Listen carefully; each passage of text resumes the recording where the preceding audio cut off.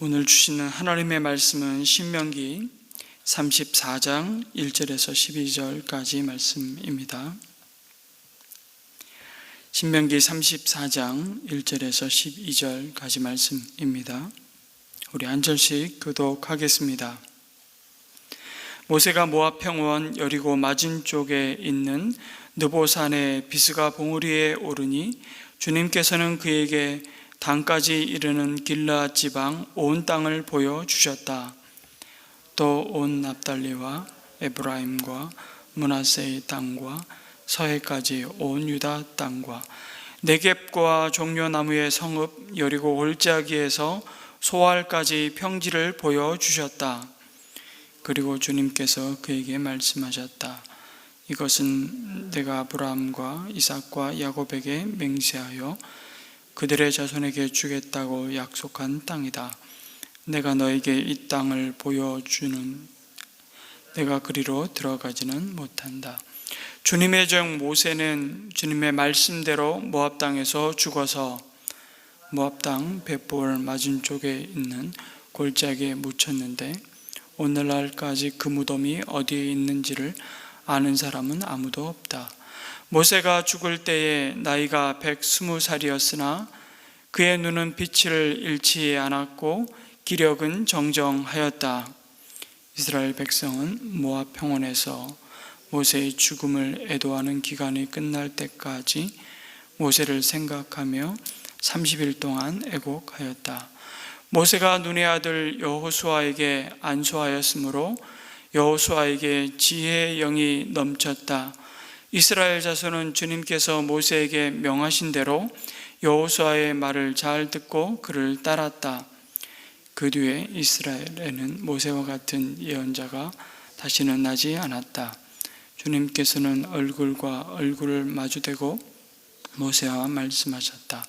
주님께서는 그를 이집트의 바로와 그의 모든 신하와 그의 온 땅에 보내셔서 놀라운 기적과 기이한 일을 하게 하셨다. 온 이스라엘 백성이 보는 앞에서 모세가 한 것처럼 큰 권능을 보이면서 놀라운 일을 한 사람은 다시 없다. 아멘. 오늘 말씀은 파란만장한 삶을 끝내고 하늘 아버지가 계신 본향으로 부름을 받은 모세의 죽음과 그에 대한 하나님의 평가를 언급하십니다. 그리고 모세가 안수함으로 이스라엘의 리더십이 여호수아에게 이양되는 것을 기록해 주고 있습니다.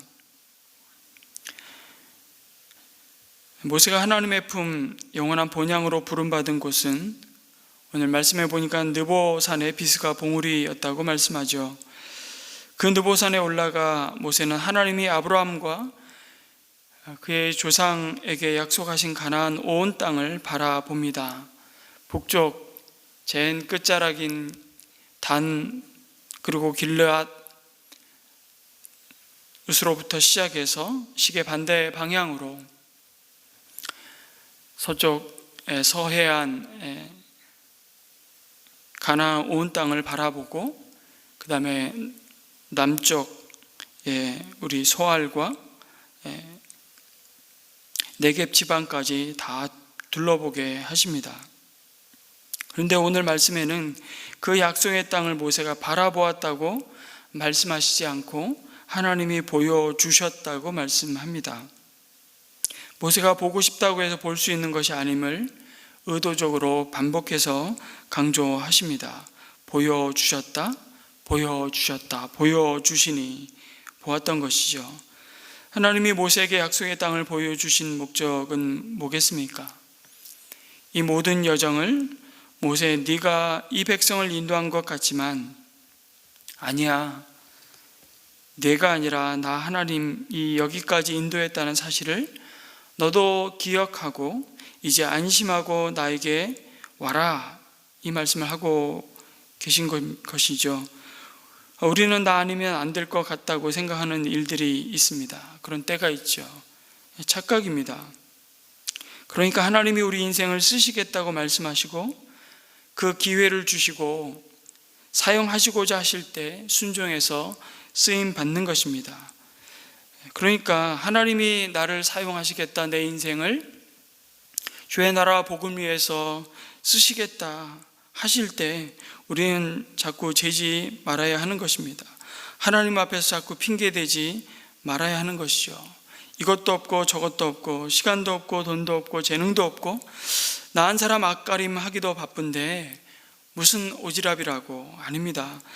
하나님은 물론 우리 없어도 얼마든지 주님의 선한 일을 오늘도 이루어 가십니다.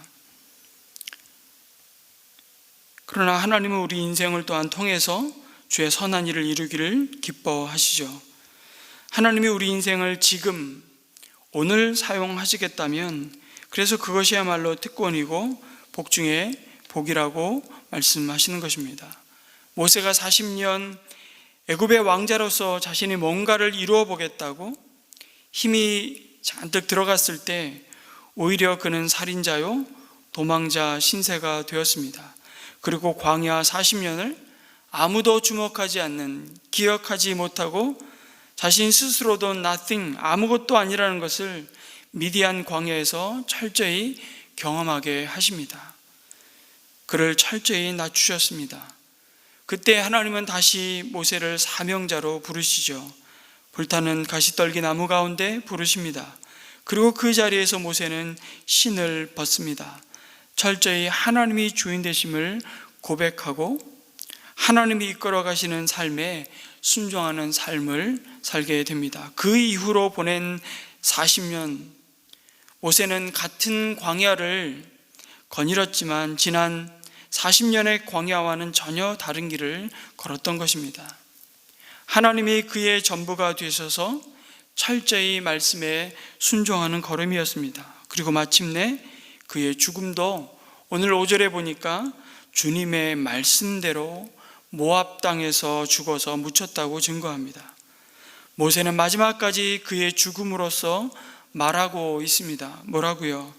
생명을 주실 때에도 하나님의 부르심이 있지만 생명을 거두실 때에도 하나님의 부르심이 있다고 말하고 있는 것입니다. 그리고 전적으로 하나님의 말씀에 순종함이 가장 큰 영광임을 그의 삶으로만이 아니라 그의 죽음으로 보여주고 있습니다. 우리는 모세의 죽음에서도 하나님이 주인 되시는 모습을 볼 수 있습니다.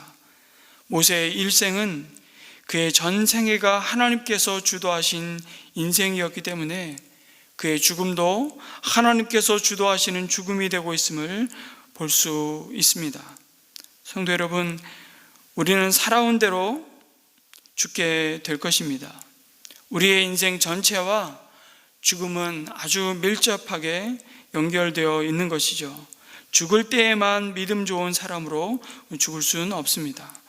하나님 앞에 신실하게 살아왔을 때 우리는 하나님 앞에 신실하게 죽을 수 있는 것입니다. 그런데 모세는 정작 하나님이 약속하신 땅에 들어가지 못하리라는 통보를 다시 받습니다. 인간적인 눈으로 보면 참 안타깝지요. 헛수고한 인생처럼 보일 수 있습니다. 결국 모세도 가나안 땅에 들어가지 못하지 않았느냐?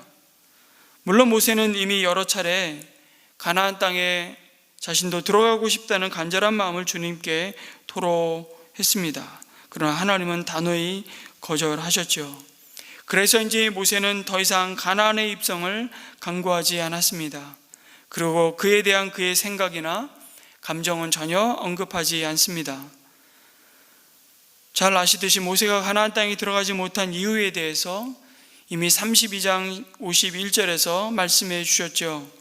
이는 내가 신 광야에 있는 가데스의 무리바 샘에서 물이 터질 때에 이스라엘 자손이 보는 데서 믿음 없는 행동을 하고 이스라엘 자손에게 나의 거룩함을 나타내지 않았기 때문이라고 명확히 말씀하십니다. 무리바에서 이스라엘 백성들이 물이 없다고 하나님을 원망하고 화를 내자 모세는 반석을 2번이나 치면서 내가 이 반석에서 물을 내려고 분노했었습니다. 내가 이 반석에서 물을 내어 마치 내가 이스라엘 백성을 먹이는 것처럼 하나님이 하실 일을 자신이 없으면 이 백성을 먹일 수 없다는 것처럼 말하며 시편 106편에 보니까 모세가 망령되이 말을 하였다라고 말씀하십니다. 이 일이 하나님의 영광을 가리는 일이 되어서 가나안에 들어갈 수 없게 되었습니다. 아니, 이스라엘 백성의 불순종을 그렇게도 참고 또 참으시며 그들을 진멸하시고자 했던 마음을 돌이키셨던 하나님이 사명자로 출애굽 이후에 광야 40년을 이토록 충성되게 순종하였던 모세가 한 번 잘못했다고 참 이렇게 매몰차시나 싶은 생각이 듭니다. 이 사건 하나만을 두고 본다면 하나님이 아주 매몰차신 분이 될 수 있겠지만, 다른 관점에서 보면 모세의 사명이 여기까지였기 때문인 것입니다. 그래서 오늘 본문 7절이 뭐라고 이야기합니까? 모세가 죽을 때 나이 120세였는데 그의 눈이 빛을 잃지 않았고 기력은 정정하였다고 말씀합니다. 단순히 육신의 눈이 보는 빛, 눈이 흐리지 않았다, 이건 육신의 모습만이 아니라 그가 하나님의 뜻을 분별하고 판단하는 이 일에 있어서도 결코 흔들림이 없었다라고 말씀하고 있는 표현이죠. 그가 병이 있거나 노쇠해서 죽은 것이 아니라는 또 말씀을 기력은 정정하였다는 말로 표현하고 있습니다. 그러나 하나님은 부르셨습니다. 사명을 다했기에 하나님이 데려가신 것입니다. 저와 여러분도 마찬가지 있겠죠. 사명을 다하기까지는 하나님이 우리의 생명을 취하지 않으실 것입니다. 이 땅에서 우리의 사명에 다하는 날 하나님이 우리를 데리고 가실 것입니다. 그렇게 어쩌면 오늘 우리에게 주어진 이 삶의 시간들 속에 열심히 주신 사명을 잘 감당하는 것이, 그것이야말로 복된 삶이라고 가르쳐 주십니다.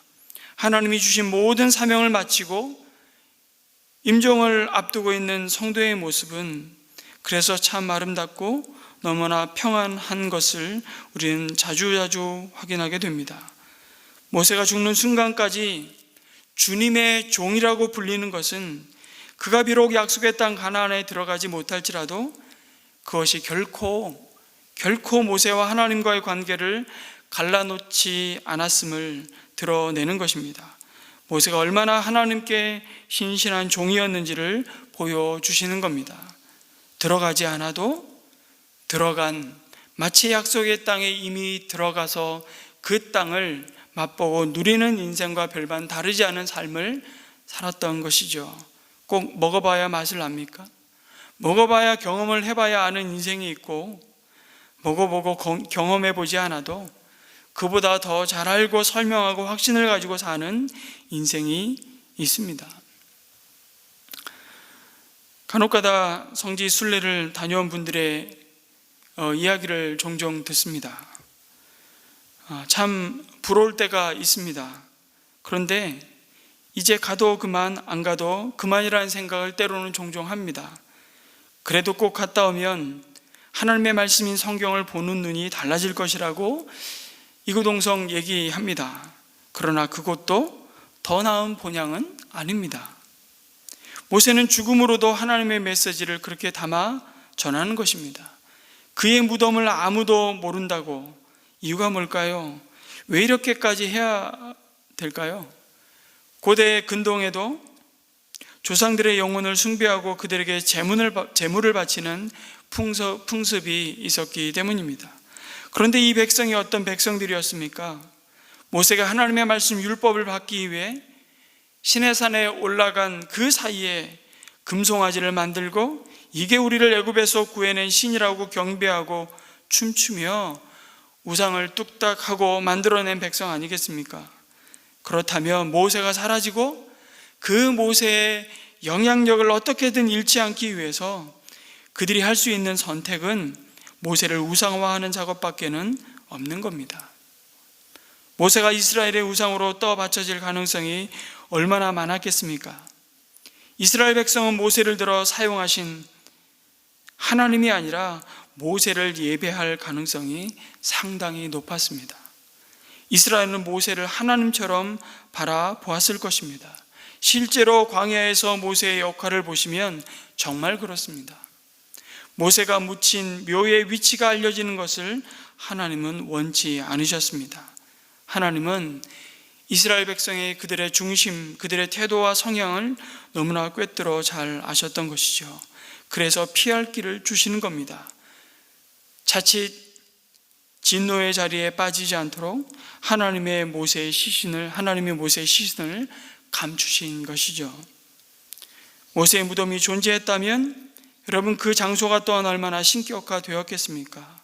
그래서 6절에 오늘까지 그의 묻힌 곳을 아는 자가 없다라는 말씀을 주시면서 이런 어리석은 유혹에 절대 빠지지 말 것을 경고하는 것이죠.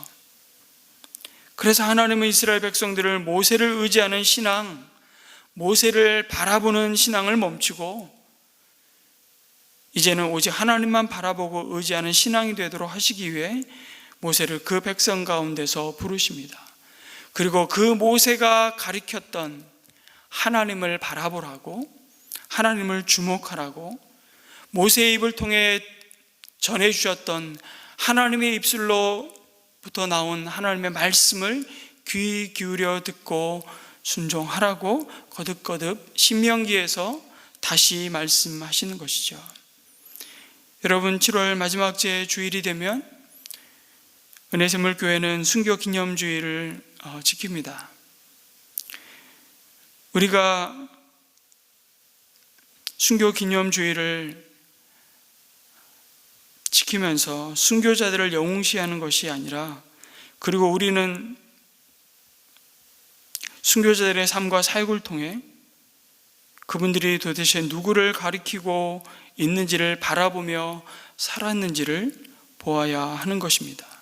오늘 찬양 드렸던 것처럼 예수 그리스도만이 구원이시며 모든 인생과 민족과 열방의 소망이심을 증거하기 위해 드려진 삶이었음을 잊지 말아야 하는 것이죠. 34장 10절에서 12절은 비록 하나님의 약속의 땅 가나안에 들어가지 못했지만 그 모세를 향한 놀라운 하나님의 평가가 기록되어 있습니다. 마치 이 구절은 모세의 묘비명과도 같다는 생각을 해보게 됩니다.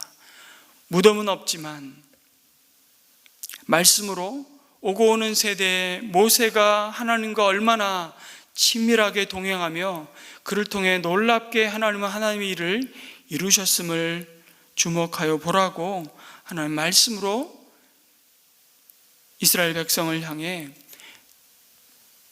자신과 함께 동행한 모세의 삶이 어떠했는지를 증거하고 드러내십니다. 무덤이 없어서 비록 비문은 새기지 못했지만, 그러나 비문이 성경에 기록되었고 이 성경을 읽는 모든 그리스도인들의 마음에 새겨지게 하신 것이죠. 10절에 주님께서는 얼굴과 얼굴을 마주대고 모세와 말씀하셨다. 성경에 그 누가 과연 모세와 같이 하나님을 대면하여 만난 자가 있습니까? 그래서 모세와 같은 선지자가 일어나지 못하였다고 말씀하는 것이죠. 개역 개정에는 모세는 여호와께서 대면하여 아시던 자라고 번역했습니다. 여기서 중요한 건 모세가 하나님을 안 것이 아니라 하나님이 모세를 아셨다고 말씀합니다.